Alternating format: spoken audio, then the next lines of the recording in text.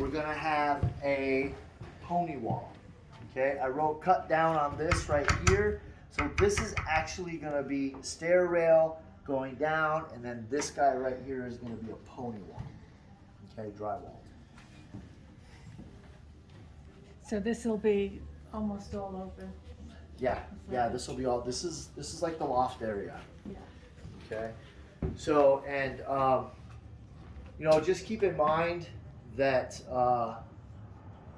it's good that you're taking the video because there's a lot of areas where you would go, oh, well, let's put a TV right here, and you can see all the water lines and stuff. So, and when I mentioned downstairs that it was 16 inches on center, if you decide to go with a TV on this wall, these are 24 inches on center right here. Whereas the exterior walls, you can see, are shorter. So and they're this would be 16 the inches. preferable side to put a TV up. Yes. However, you could do it on either wall. Okay. Does this side have data? I'm sorry. What? There's data on. There's not data on this wall. Yeah, no data in this room, Rod. Okay. I think I think that was an option and stuff. So. Okay, so we have 3 gang switch here. Okay, the first one is going to be to your half hot, which is diagonal across the room, so it'll be that one. Okay, and then your second and your third are going to be to your fan pre-wired, and then the fan light.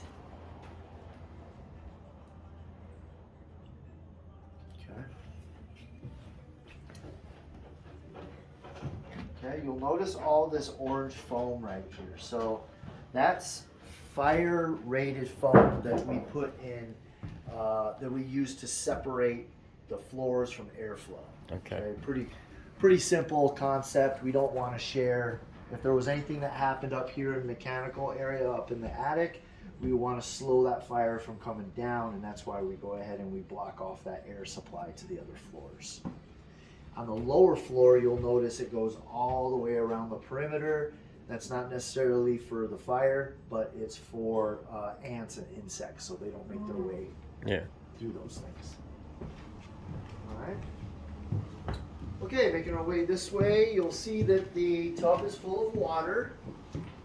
Okay, so that's one item that signifies that we are under water test right now. And the gas and the water are going to be checked by the inspector when he comes, and he's going to look around, make sure there's no wet areas coming from any water lines, and that's how we check that. Okay. Okay, so bath 2. So we have dual vanities here. We have toilet here.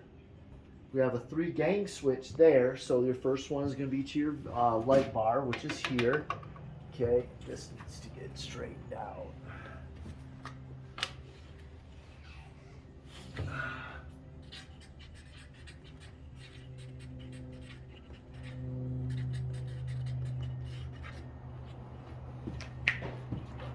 Okay, so that's going to be a light bar there. I think they selected a 4 light bar. Okay, so that's going to go there. This is your framed in med cab right here. So keep in mind, they're there if you want them.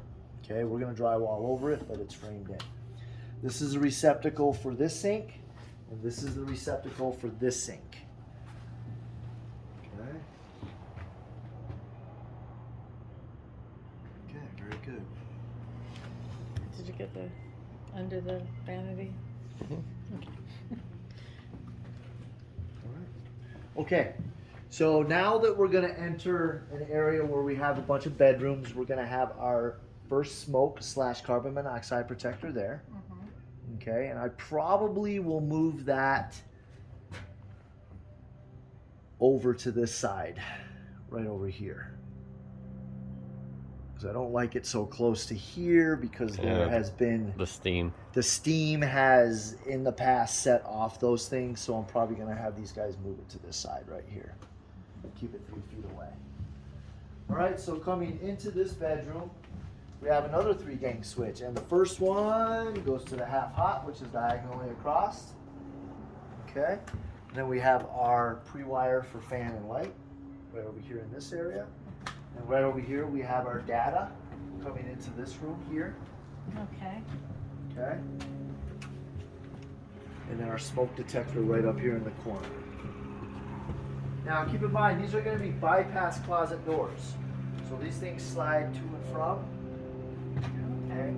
They're easily removed if you want to do some like custom closets. We've had some homeowners remove those and then put some shelves in there as well. So, and I'll show you how to do that once we're further along, just about ready to close. Okay, very good. And why are these Good in. on here for? Are they building? These guys right here. Yeah. So this is called ladder blocking. Okay, and you can tell the name, you know, ladders. Okay, but when they put in a framed interior wall like this is backing for this to get nailed into. Okay. Okay, because if they put this right over here, there'd be nothing for them to. You can see their nails there, there, there, and then up there at the top. Ah, okay. Learning stuff today. Yeah, there's all kinds of stuff. There's Behind the like, walls. yeah, so that's a California corner. I don't know why they call it a California corner, but that's one. This right here gets removed.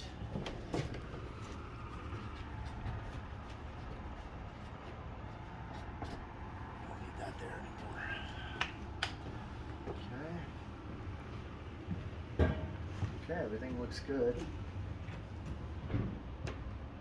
Okay, these are your two main chases coming up from. So you follow this, it goes into the HVAC unit, and then this supplies the downstairs. So there's your chase there, and then there's the other chase that's right over there. Okay, walking into bedroom 3.